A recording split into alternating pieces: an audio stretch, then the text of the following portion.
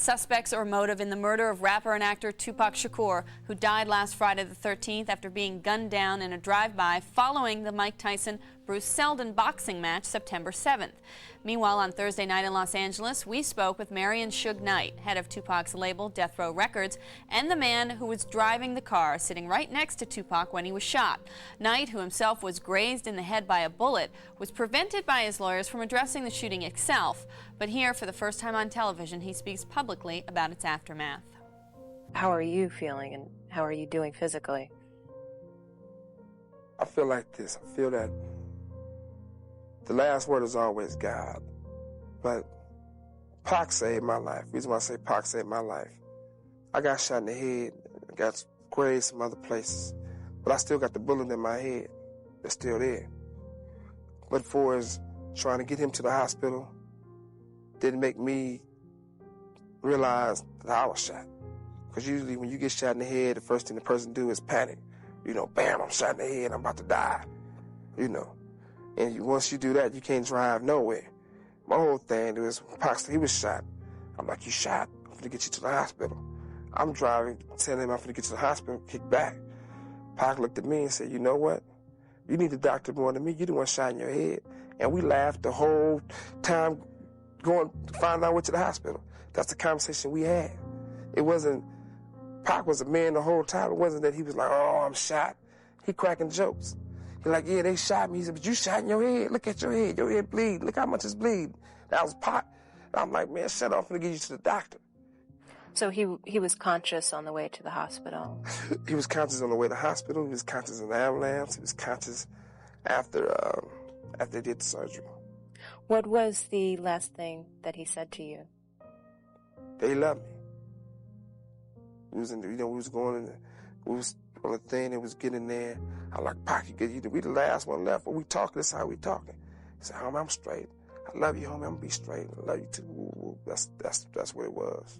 There was a report earlier this week in the New York Post that Tupac was looking to leave Death Row Records. Mm-hmm. Is that true? You should answer that.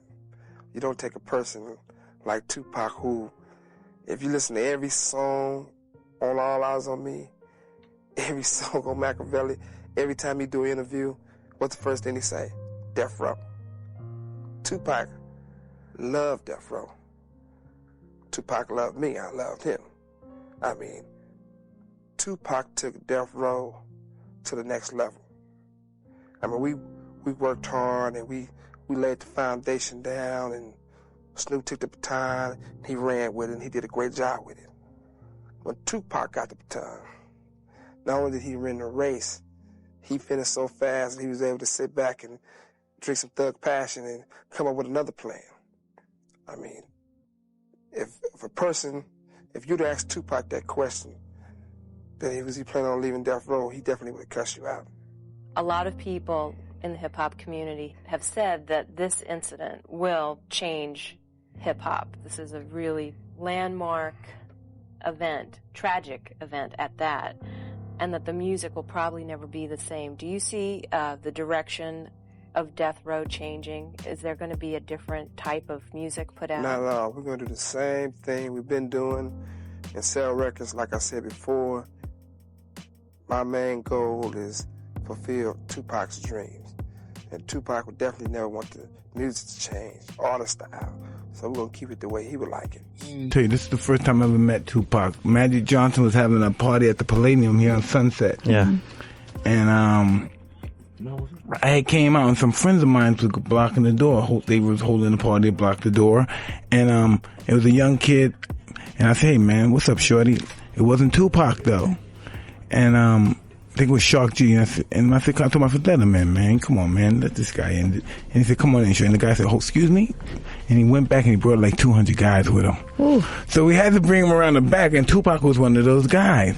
And so I come in, and Tupac's on the mic. These guys done bullied the place, took the mic, and Tupac's rocking on the mic. And the whole place is going crazy. They're loving it, right? And then I met him. We were talking, just a young, shy kid. And I went to prison, and he wrote me a letter. Then he came and saw me. Then he explained to me who he was. I said, I remember you. you know, and probably was a year before that. And then remember, and that's how we became friends. He kept coming, talking. We talked on phones, and we cultivated our relationship. That's awesome. And we both say when we get out of here, because he was really wild. I said, man, when I'm coming out, you gonna be coming in, you know. And that's what happened. And man, we was always saying we gonna come out of prison, we gonna conquer the world. Everybody's gonna know our name. We're gonna shock, and that's what happened. But you know. Hey, Mike, paint the picture for me. Where were you at when you got the message that Tupac had been shot and days later? I was in my house. I was supposed to meet with him, but I just had a baby, and I'm you know, I'm a sucker, so I want to hang out the baby and play with the baby and stuff, and trying to play the husband. I'm a good man, baby. You know, always in the kids and stuff. And then I heard the news. But I was supposed to join those guys. I wanted to hang out with them. Really, though? Yes. You were going to hang out with them that night? Yeah. But you didn't even hang that night? No. I heard that. So when you get the call, the days that Tupac was in the hospital, did you try to go? They wouldn't let see nobody him? go up there. I heard that, man. And what about when you actually got the news that Tupac had passed? Do you remember where you were, or just I was home. I was in my house, and I was like everyone else. It was just overwhelming, you know. And we lost somebody special. We lost somebody that was pretty reckless, but the world still loved him. Right. He was just a human being. We all had people in our family who just pushed the envelope a little too damn far. Right. You know, and we got to keep our eye on them, but, you know, we still loved them. Hey, Mike, and knowing Tupac, and I knew Pac also, do you know how there's some cats you're like, man, if he would have just, people didn't know how intelligent he was, or do you think that if he would have just made it out of that, like that would have been a small portion of his life? Like there was a portion of your life, if you would have passed during that time, we would have never seen the Mike Tyson that evolved after. Do you feel like you wish, of course with life, but do you feel like people could have seen the part of Pac that you've seen and what could have become of Tupac? Well, listen, we all have our own relationship with God, our personal relationship with God, and when He calls, we go. Right. That's just what it is. You know, I'm not clairvoyant. I can't see the future, but we all know Tupac was special. Maybe his anger or something was misguided, but we know it all meant well. Mm-hmm. You know, and we just knew that even when he was blurring curses, F this and filth and filth and filth and filth and filth and filth, and we know his pain, and we know this is a good person. He'll do anything. He'll come to your show. He's the biggest star in rapping. He'll come to your show for free and perform. Yeah, man. Man, he don't know who you are. He don't even know. He just saw you with a friend of his before and charged you nothing. I heard. I saw Pac 20 minutes before he got shot. I saw Pac in Vegas, about to get into the car. He's coming out the hotel.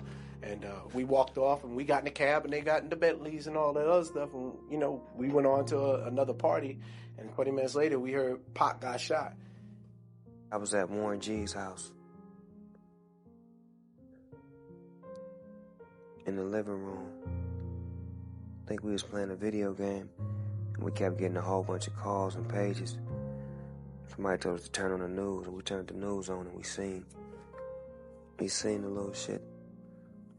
I remember calling a Fanny and saying, Faye, do I need to get on a plane right now?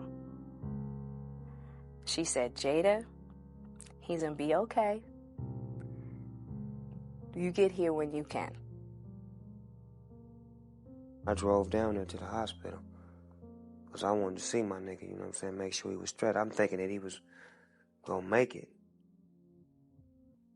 It was Pac. He'd been shot before. Fine. Our first reaction was, again? You know what I mean? And then he was like, he gonna be all right, because, you know, this is after he got shot 5 times. He was like a cat with like 9 lives. I had went to see him when he was still alive. And I said a little prayer to him in his head and held his hand and whispered at him, you know, said my piece with him.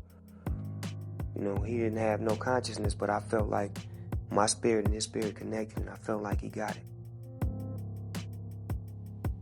When I heard that Tupac died, I was cooking in a restaurant. It was a sports bar, so there was a big TV screen, and we all just kind of watched it, just like, you know, just dazed. My mother knocks on the hotel door. Will opens the door. Soon as I see her face,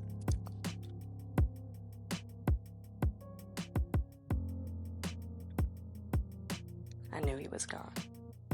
I cried like my mother cried when Marvin Gaye died.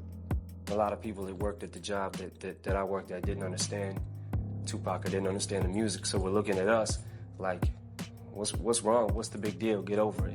And it's like, nah, this is a really fucked up day. For the longest, I think anybody who had something to do with hip-hop and loved the music, it was a sense of mourning for a long time.